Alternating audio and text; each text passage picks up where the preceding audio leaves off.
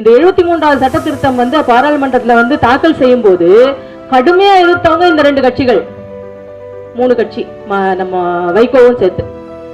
திமுக அதிமுக இந்த அதிகாரத்துக்கு ஆசைப்படக்கூடிய அரசியல் கட்சிகள்.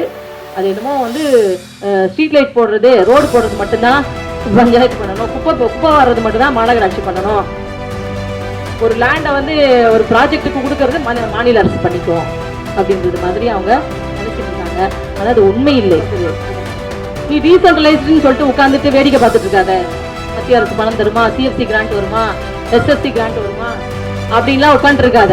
இந்த 73வது சட்ட திருத்தம் வந்து பாராளுமன்றத்தில் வந்து தாக்கல் செய்யும் போது கடுமையா எதிர்த்தவங்க இந்த ரெண்டு கட்சிகள், மூணு கட்சி, நம்ம வைகோவும் சரி. இங்க இருக்கக்கூடிய திராவிட கட்சிகளுக்கு துளி கூட அதுல வந்து உடன்பாடு இல்லை. திராவிட கட்சிகள் கடுமையா எதிர்க்கிறாங்க. ஏன் திராவிட கட்சிகள் கடுமையா எதிர்க்கிறாங்கன்னா, உள்ளூர் ஆட்சின்னு ஒன்று தேவையே இல்லை, உள்ளாட்சின்னு ஒன்று தேவையே இல்லை, மாநில அரசு வலுவா இருந்தா போதும், எங்களை வலுப்படுத்துங்கள், எங்கள் மக்களை நாங்களே பார்த்துக்கிறோம் அப்படின்றாங்க.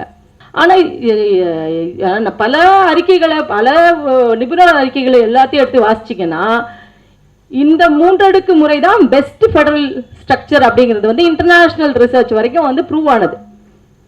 ஏன்னா 136 கோடி மக்கள், யோசிச்சு பாருங்க, 136 கோடி மக்களுக்கும் சமத்துவம், சகோதரத்துவம், சுதந்திரம் என்ற கோட்பாடுகளோடு சமூக, பொருளாதார, கலாச்சார உரிமைகளை கொண்டு போய் சேர்க்கணும்னா 546 எம்பியும் ஒரு 234 எம்எல்ஏ இருந்தா போதுமா? போதாது. ஒவ்வொரு ஊருக்கும் ஒவ்வொரு தெருவுக்கும் பிரதிநிதிகள் வேணும். ஒவ்வொருத்தரும் பங்கேற்கணும். ஒவ்வொருத்தரும் தனக்கு என்ன வேணும்ன்றத சொல்றதுக்கான பிளாட்ஃபார்ம் வேணும், தளங்கள் வேணும். அப்பதான் அது முழுமையான நியாயமான வளர்ச்சியா இருக்கும், நியாயமான ஜனநாயகமா இருக்கும் அப்படிங்கிறது தான் எல்லாருடைய கருத்தும். டீசென்ட்ரலைஸ்டு கவர்னன்ஸ் உங்களுக்கு சொல்லியிருப்பாங்க. அதிகார பரவலாக்கம், அதிகார பரவலாக்கம். மத்திய அரசு ஸ்ட்ராங்கா அதிகாரம் இருக்குது. மத்திய அரசு அதுக்கப்புறம் மாநில அரசுக்கு கொடுக்குது, ஃபண்டு கொடுக்குது, திட்டங்கள் கொடுக்குது. அதுக்கப்புறம் அது ஊராட்சிக்கு வருது இல்லையா? இது வந்து டீசென்ட்ரலைசேஷன். ஆனா அதே கான்ஸ்டிடியூஷன் லோக்கல் செல்ஃப் கவர்னன்ஸ்னு சொல்லுது. ஒரு வாய்ப்பை உருவாக்குது. என்ன வாய்ப்பு உருவாக்குது? நீ டீசென்ட்ரலைஸ்டுன்னு சொல்லிட்டு உட்காந்துட்டு வேடிக்கை பார்த்துட்டு இருக்காத. மத்திய அரசு பணம் தருமா, சிஎஃப்சி கிராண்ட் வருமா, எஸ்எஃப்சி கிராண்ட் வருமா அப்படின்லாம் உட்காந்துருக்காத. You are local self governance. நீங்கள் உள்ளூர் சுய ஆட்சி அமைப்பு. நீ என்ன வேணா பண்ணலாம். அதுலதான் அவர் ஜியாவுதீன் பண்ற ஒரு ஸ்கீம் சொன்னார் இல்லையா? நான் வந்து ஒரு பேங்கே நடத்த போறேன். அவர் சொன்னது வந்து சிம்பிள் 1000 ரூபான்னு சொன்னார். But is a banker now.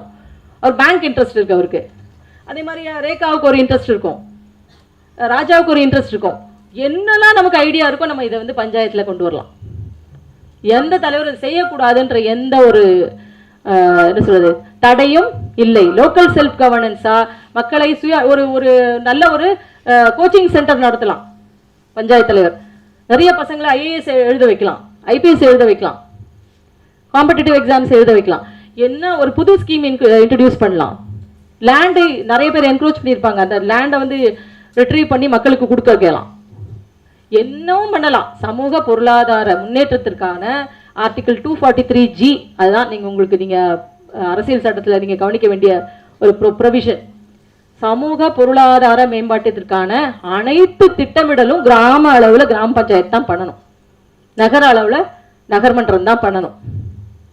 சரிங்களா? அதை எப்படி சுருக்கி வச்சிருக்காங்கன்னா, இந்த அதிகாரத்துக்கு ஆசைப்படக்கூடிய அரசியல் கட்சிகள் அது என்னமோ வந்து ஸ்ட்ரீட் லைட் போடுறது, ரோடு போடுறது மட்டும்தான் பஞ்சாயத்து பண்ணணும், குப்பை வர்றது மட்டும்தான் மாநகராட்சி பண்ணணும், ஒரு லேண்டை வந்து ஒரு ப்ராஜெக்டுக்கு கொடுக்கறது மாநில அரசு பண்ணிக்கும் அப்படின்றது மாதிரி அவங்க நினைச்சிட்டு இருக்காங்க. ஆனால் அது உண்மை இல்லை. நம்ம அதிகமாக மக்கள் இதில் ஜனநாயகத்தில் பங்கேற்க அவர் சொன்ன மாதிரி விஷயங்கள் நிறைய நடக்கும். புது புது ஐடியாஸ் வரும், புது புது செயல்கள் வரும்.